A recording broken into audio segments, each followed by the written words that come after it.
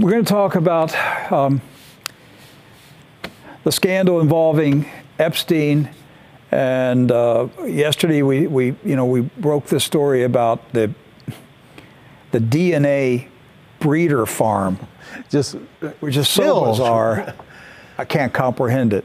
So there's another part of this story involving his girlfriend, Ghislaine Maxwell, the daughter of Robert Maxwell, the Israeli Mossad spy who jumped off his yacht, Lady Ghislaine, and he was buck naked, jumped off the yacht, and drowned in the ocean. You know, a little accident there. Yeah, it just so happens that it was Ghislaine and the ship's captain that discovered that Robert Maxwell was no longer on the boat. That he had been Arkansided. So where does Ghislaine come in? But we don't know where Ghislaine's at right now. Nobody's asking that question. We ask it, but what is Ghislaine's, where does she come into this scandal right now? Other than that she was the woman that procured the little girls that were raped and now it looks like impregnated. Right. And experimented, possibly experimented on, possibly dissected for all we know. I mean, where are the thousands of girls? Were they dissected? Were they paid off? Were they bought off? Are they in breeding farms somewhere around the world? Okay. Where Ghislaine Maxwell comes in and all this, you know, what a strange history she has with Jeffrey Epstein. They were a couple before, but then not a couple, and then business associates and everything. But Ghislaine Maxwell herself is an interesting character, Rick. I mean, she's a pilot. She's a certified diver. She can fly a helicopter. She can drive a submarine. I saw one article today. She participated in the Iditarod sled dog race. I was like, who is this woman? She drove sled dogs hundreds of miles across frozen Alaska. Right. Who is this woman that is, you know, not only, you know, telling all these, I mean, she sounds like a spy. I mean, if you're going to be a spy, you want to be able to have all those kind of talents and skills, right? She's 008. So, you know, throughout Jeffrey Epstein's history through the mid-90s till today, there's been that circuitous route that has connected Ghislaine Maxwell, Jeffrey Epstein, Donald Trump. I mean, it's all been mixed up together there. You cannot deny this. Alan Dershowitz. And you cannot deny these connections. Well, over the past decade or so, Ghislaine Maxwell has been devoting a lot of her time to the establishment.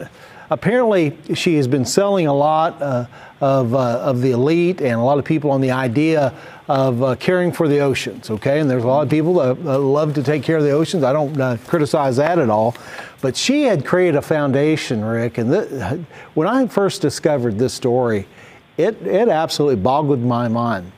She started a project back in the early 2000s called the TerraMar Project. Now, the word TerraMar is a combination of the words Terra and Mar. Terra meaning earth, Mar meaning sea.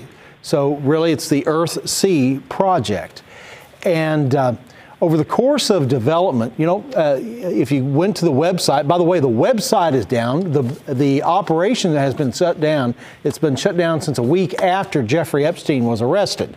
So you can't even go to the TerraMar Project website now. Well, if it's just a charity, why would she shut it down? That's right. And so there was no concerns about it. So you see, you know, Richard Branson. So very important people that are involved with this. They received funding from the Clinton Foundation, and so there was a lot of interconnection here between Ghislaine Maxwell and her project and the world's elite. Of course, she was active with the UN and everything, but Doc, what really made this fascinating? If she just wanted to clean up plastic in the ocean. Yeah, I mean, who wouldn't want that? I want a clean ocean.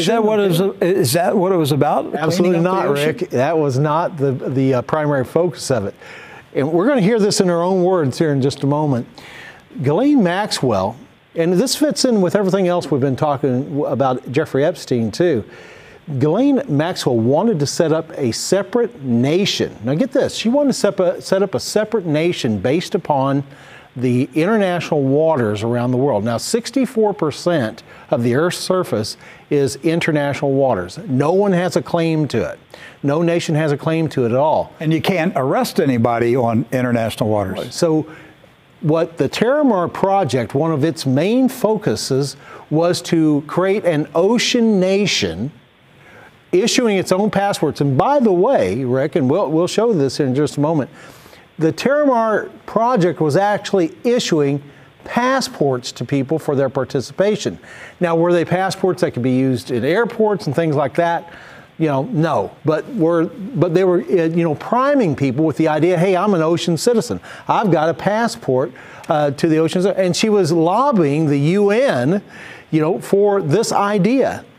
And so probably the best way, and this is one of the passports that was issued by the TerraMar Project here. And this version is basically we'll say a fundraising gimmick. Right. Hey, join, contribute to this foundation, you get this fake passport. Right. But are you saying that she actually had a serious plan that Absolutely. they would issue real passports someday? Absolutely. And she would have to be a state. That's right. I really believe she was pushing for that, and actually she had some support from within the UN for that. There were some island nations especially that were very much for it. A couple islands in the Caribbean that were interested in it, interested in the idea of it. Were they going to name it Patagonia? I don't know. And so, but she was actually, it's really amazing the contacts she was making on this and the headway. Let's watch this first clip here. This is actually clip number 27 for our control room here. Take a look at this. This is Ghislaine Maxwell in her own words. This is from a promotional interview that she did with Catherine Keating. This is from back in 2014. And at that time, she was lobbying the UN to have the oceans included in the Sustainable Development Goals. All the goals we hear talking for about. 2030. And they hadn't been included yet. They're in there now, but they hadn't been included yet. So here's Ghislaine Maxwell talking about her project, the TerraMar Project, and her efforts to make a global nation. Watch this. The ocean is absolutely vital to all planetary life systems. I call it the blue heart of the planet. It creates more than 50% of the oxygen we breathe.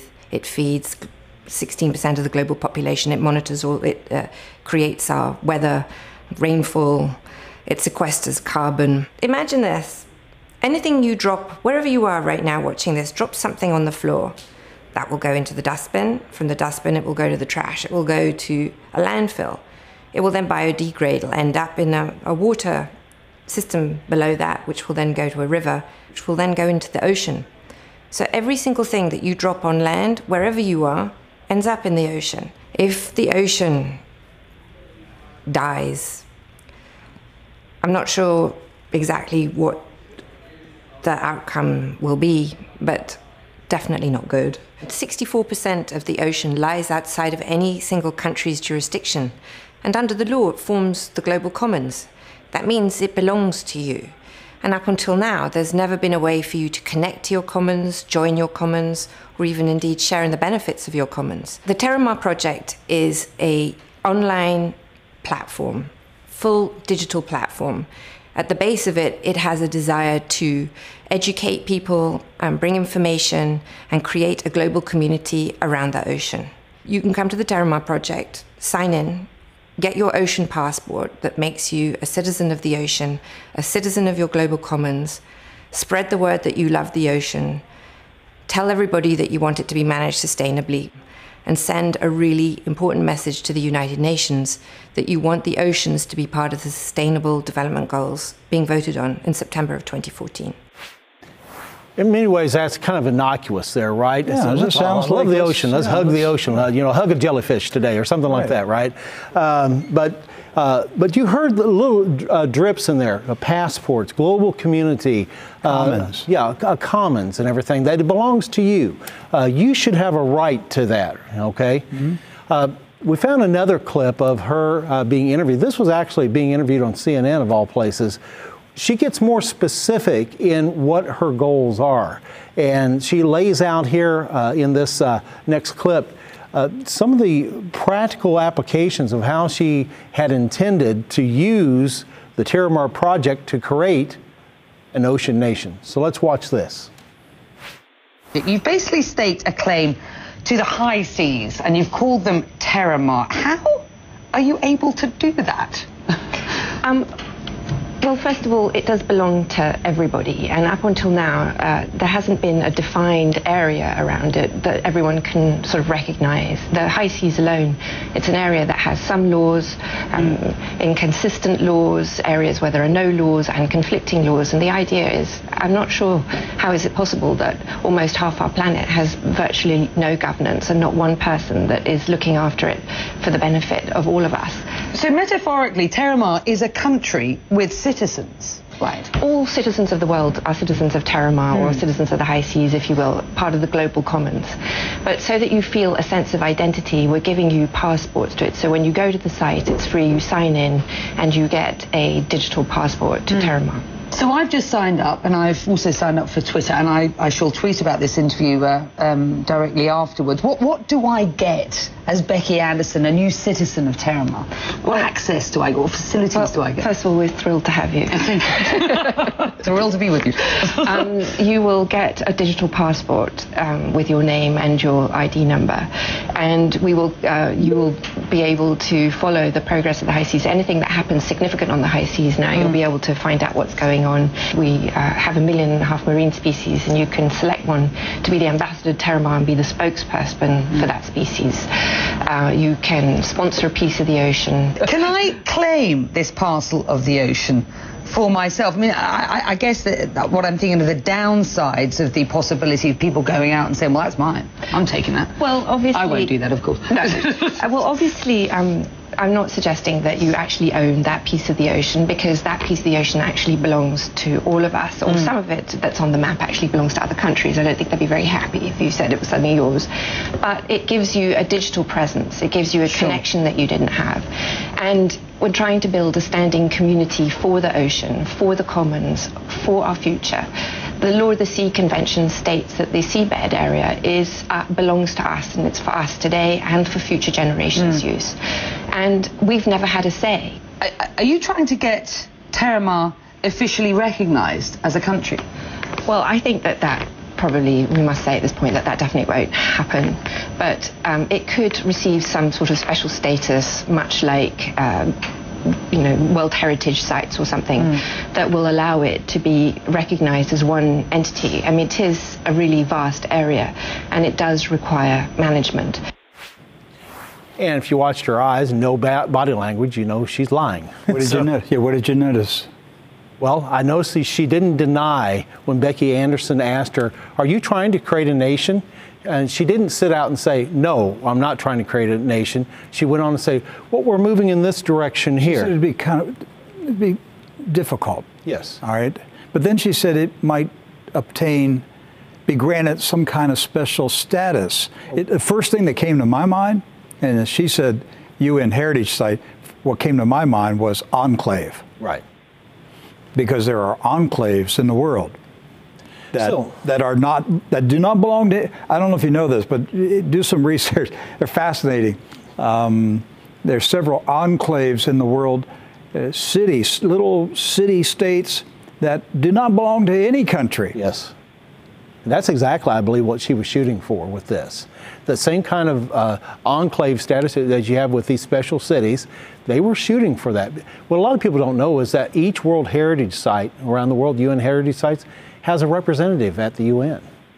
And so by saying this is a World Heritage Site, they would have representation at the UN. And she had, there are numerous, I could have pulled up a dozen articles about different UN ambassadors that she was friends with and had made the presentation with. Rick, she even made a TED Talk about this. We don't have time today to even show that, but she did a full 15-minute TED Talk.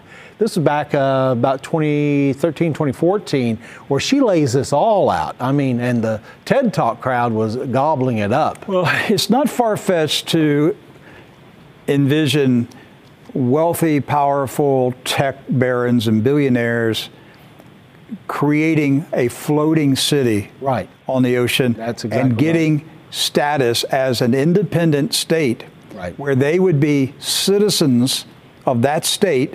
They could leave their citizenship in the United States, Great Britain, whatever country where they were born, and they could become citizens of this new floating state in the ocean. Don't rule that out. That is a real possibility. And in many ways, they're doing it now, Rick. So the super elite, they have these yachts, they have all these different things, and they're out there floating in international waters. I mean, think about it, all the super yachts and everything, and how the global elite have access to all of this. They kind of control the international waters the way it is. They're in international waters, which means they're outside the scope of law enforcement. Now, how does this tie back to Jeffrey Epstein? Well, we have to ask ourselves, why would the paramour of Jeffrey Epstein, Ghislaine Maxwell, his handler, his Mossad handler, I believe, be even interested in all of this when she was also working alongside him to procure his sexual advances for whatever agenda it was, whether it was Jeffrey Epstein's personal agenda or if we're looking for the global breeding program that we're talking about yesterday. So are they going to populate TerraMar, a floating city in the ocean, with a super race that was born from the DNA of the most powerful, richest, smartest people on the planet? Well, I mean, that's where the story takes us to this point, doesn't it? Because if we take what we were talking about yesterday, not that we accused, the New York Times said this, that Jeffrey Epstein had a breeding farm for, to breed the world. Well, what better opportunity, not only just to breed the world, but to create your own nation? And something else Ghislaine Maxwell said here, where Becky Anderson asked her, who does it belong to? Well, it belongs to everybody, but up till now, there's not been one person that has been able to say, I'm taking care of this, that I'm the guardian of this. And that should have sent off alarm bells for our viewers and listeners, that they want somebody to be that. If they get a floating state that's floating in the ocean, declared as a state, they can take children there, and they can do anything they want to do to the children, because it's their own state. They can make the age of consent to have sex at 2 months, because it's their country. Don't rule this out. These people are warped, and they're not beyond warp. They're wicked. This is a level of wickedness that we have not seen on this planet since the days of the Nephilim, in the days of Noah. Now, the TerraMar Project website's been shut down. It was shut down a week after Jeffrey Epstein was arrested, because I think that they knew that it was going to be exposed, and that there was going to be some stuff that was coming out. Epstein's foundation was taken down, and all the photographs are gone. So you can't go in and research his foundation and match up photographs with people who don't want to be seen with Jeffrey Epstein. But this is just a conspiracy theory, folks, and that makes me a domestic terrorist, I guess. And they'll have to have a balloon over your house, okay? Doc, two more quickly before we turn the lights out here and go home. Daily Mail, London, had a story. Prince Andrew, the brother of Prince Charles of Wales, the son of the Queen, he attended a costume party. This happened in the year 2000, right?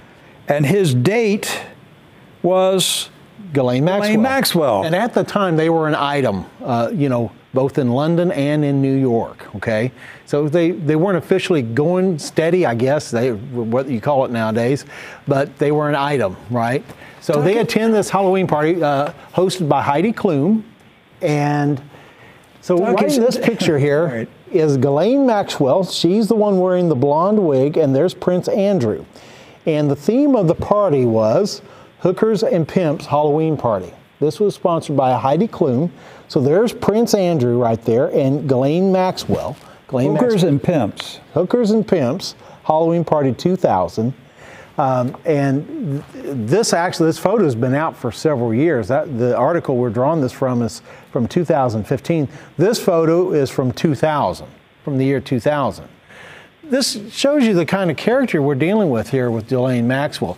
It also establishes that Prince Andrew was familiar with this, because he's been directly accused in this whole Epstein affair with the young teenage girl that he's been photographed with, yes. and that directly accused Prince Andrew of basically raping her. Yes. Okay. And in that same picture was Ghislaine Maxwell, just kind of sitting back and watching. And so, you know, is she just a handler of everybody? Yes, I believe that she is. One more story. This came out today here in Florida, Palm Beach Post, which is the newspaper of West Palm Beach, which is where Jeffrey Epstein hangs out sometimes, and where Donald Trump hangs out sometimes. And it says, Jeffrey Epstein, 2004 bankruptcy auction of Palm Beach estate pit, Trump against Epstein. Just came out today. There's a famous photograph of Jeffrey Epstein and Ghislaine Maxwell on the right with Donald Trump and Mrs. Trump on the left. And at that time, she was Melania Knauss. Yes. She was still just dating Donald Trump at that time. I have a feeling we're going to learn more about Melania's past, that perhaps maybe she worked for Epstein and was promised a model career, right. Possibly. Now, the story we've been told up to this point that Donald Trump found out that Jeffrey Epstein was hitting on girls at Mar-a-Lago, and he kicked him out, right? That's the story. That's the story. But then the Palm Beach Post prints this today that there may be more to the story, so right? Let's put that still back up. So the building on the left, this is look, if you drive down A1A in Palm Beach, you can see his Mar-a-Lago, you can see this mansion, they're all along A1A, and it's money at a level you can't even comprehend. And so the Palm Beach Post said that a dozen years before Donald Trump won the White House, he emerged victorious in a 2004 bankruptcy auction in which the prize was a 6-acre oceanfront estate in Palm Beach. Up for grabs in the auction was the North County Road estate owned by the nursing home magnate Abe Gossman. He died in 2013. Donald Trump submitted the winning bid of $41.3 million. He won the property. But there's another connection to Epstein. That estate, that mansion, was previously owned by Leslie Wexner, who is the money man behind Epstein. Right. Wexner, the billionaire who owns Victoria's Secret, purchased this property for, in 1988, Wexner sold the property to Abe Gossman. Gossman then hit hard times, declared bankruptcy. It was sold to Trump. But Epstein was bidding against Trump to buy this mansion at the auction. Right. This is what I want you to hear in this story. The Palm Beach Post just came out this afternoon. They quoted a Palm Beach County real estate agent who is familiar with the property and has been in the mansion. He said, quote, "Palm Beach is a very small world. Isn't it something that all three, Trump, Epstein, and Wexner, ended up involved in the same property one way or another?" Right. Yeah, isn't that a coincidence? Isn't that amazing? What a small world. Donald Trump, Jeffrey Epstein, Leslie Wexner, all their fingerprints on that property right there. How does that happen, Doc? Unless they've been friends for a long, long time doing business, right, and hanging out with each other and traveling on jets and riding on yachts, and, you know, how did Donald Trump how did he buy a yacht from Adnan Khashoggi? Right. The uncle of Kamal Khashoggi, who got chopped up by bin Salman in Saudi Arabia. You tell me how this happens. And they don't know anything about it. I wonder why the Khashoggi murder investigation was shut down by the Trump administration. Because we might find out more about Donald Trump and the Khashoggis, like we wanted to find out more about the Bushes and the bin Ladens. And get this, Donald Trump, he made renovations to the property, right? And ended up selling it at a record high price, $95 million. He ended up making just a huge profit, right? Mm-hmm. To a Russian billionaire. Russian billionaire. Sold to a Russian billionaire. You know what the Russian billionaire did to the property? What? Demolished it. Demolished the house. What did he put up? Demolished the house. Mobile subdivided the lots up and sold the 3 subdivided lots up for $108 million. And do you know who the billionaire was? The Russian billionaire? The billionaire was Dmitry Rybolov. So, yeah, I'm not sure what his function there is in Russia, but it is interesting. I bet there's a mafia story in there. So, but the money just keeps turning, doesn't it? It does. You just keep cleaning the money, revolving the money. Yeah, we saw a New Yorker article the other day from 1997 that talked about a deal that Donald Trump made with a Russian billionaire then.